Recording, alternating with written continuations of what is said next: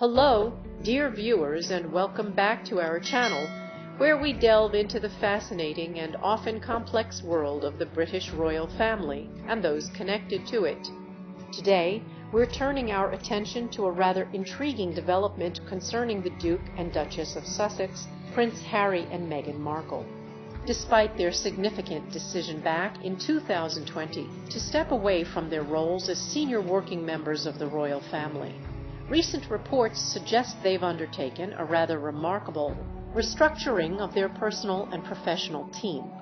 And what makes this particularly noteworthy is that this new organizational setup appears to be deliberately mimicking, or at least closely resembling, the formal hierarchy we see within the very institution they chose to depart from.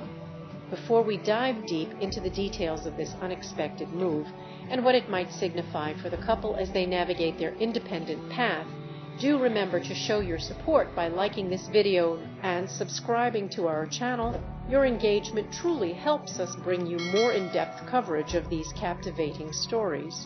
Now, let's unpack this.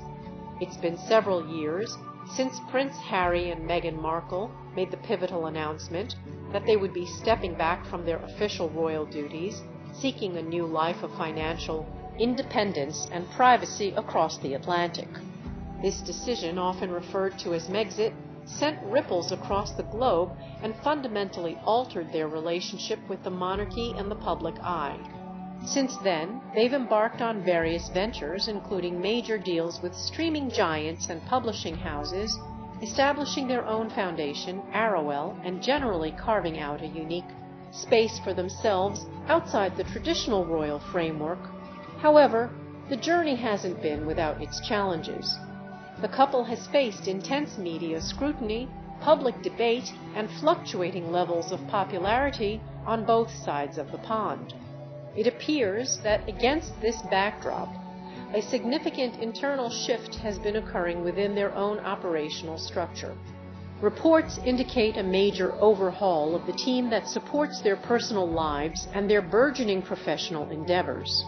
What's particularly striking, as we mentioned, is the way this new team is organized.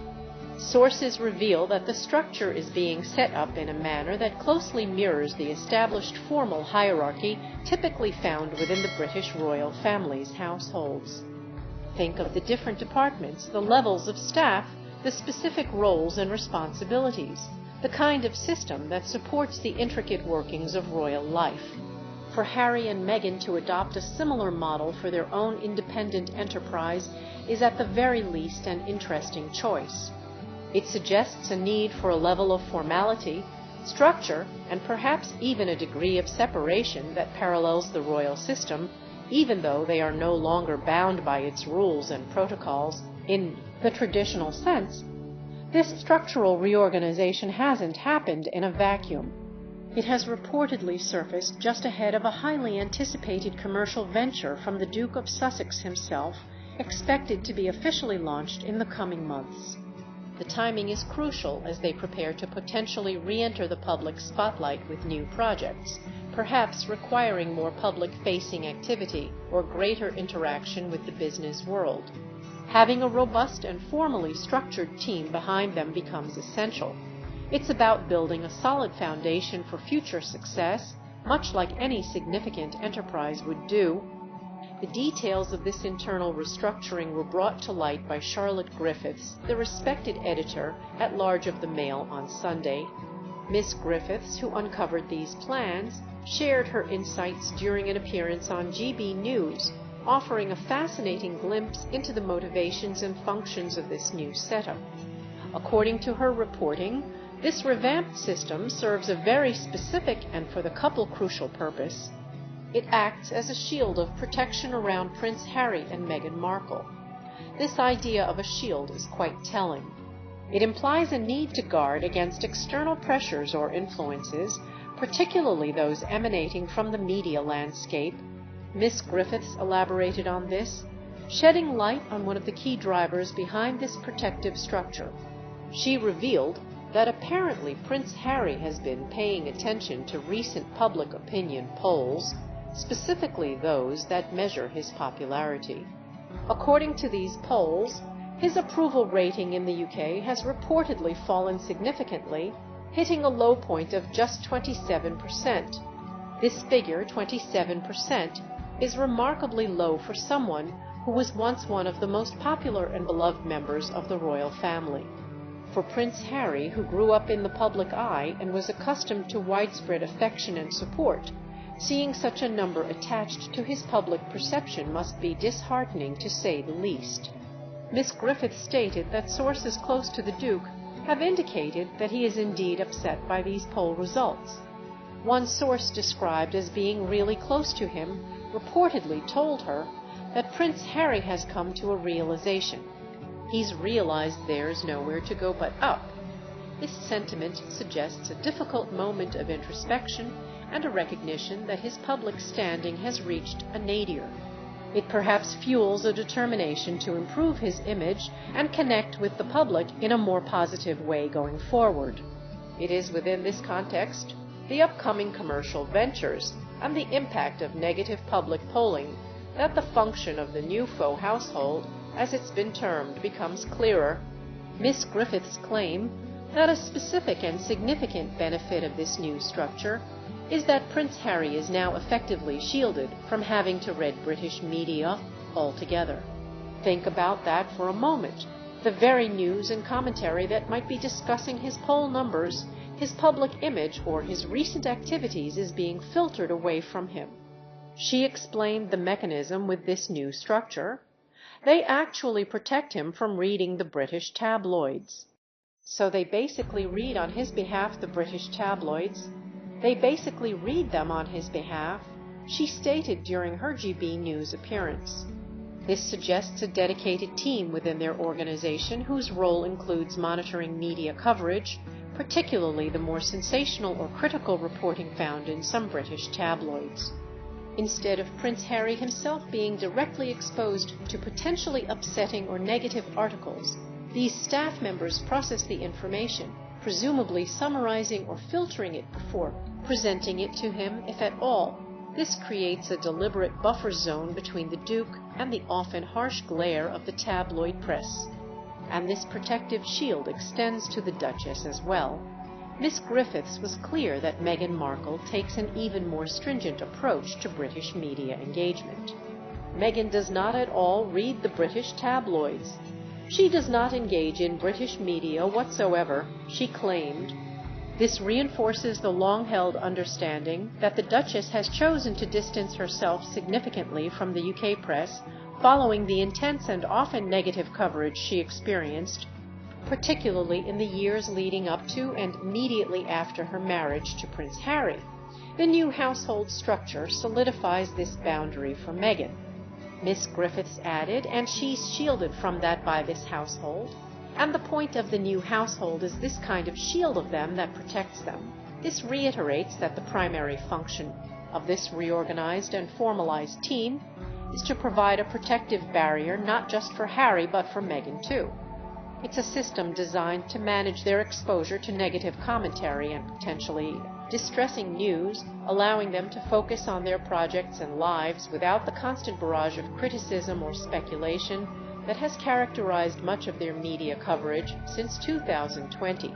Seen through this lens, this revamped organizational system appears to be a highly strategic move on the part of the Duke and Duchess as they actively prepare to re-enter the public sphere, albeit on their own terms, with a series of new professional and commercial projects, potentially including product launches, further media productions, or other business ventures.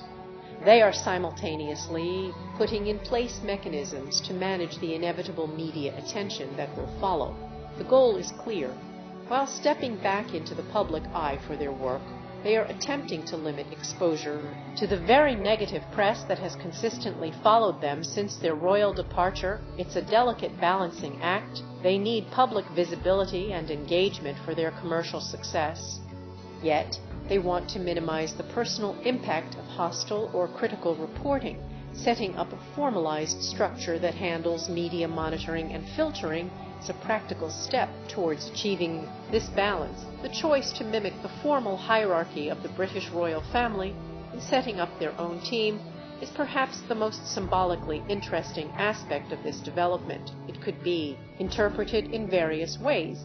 Does it suggest a lingering respect for, or perhaps even a need for, the kind of structured support system that the monarchy provides its members? Is it simply the most efficient model they understand for managing complex public lives and numerous projects? Or does it subtly underscore their belief that they are operating on a level that requires a similar degree of organization and formality to a royal house, even if they are no longer part of the official institution? Regardless of the underlying reasons for adopting this specific structure, the function described by Charlotte Griffiths, that of a shield of protection, filtering media exposure, particularly for Prince Harry in response to recent poll numbers, seems to be a significant driver. It highlights the ongoing challenges the couple faces in navigating public opinion and media relations from their independent position. It underscores that even outside the direct constraints of royal life, the pressures of intense public scrutiny remain, necessitating deliberate strategies to manage that environment.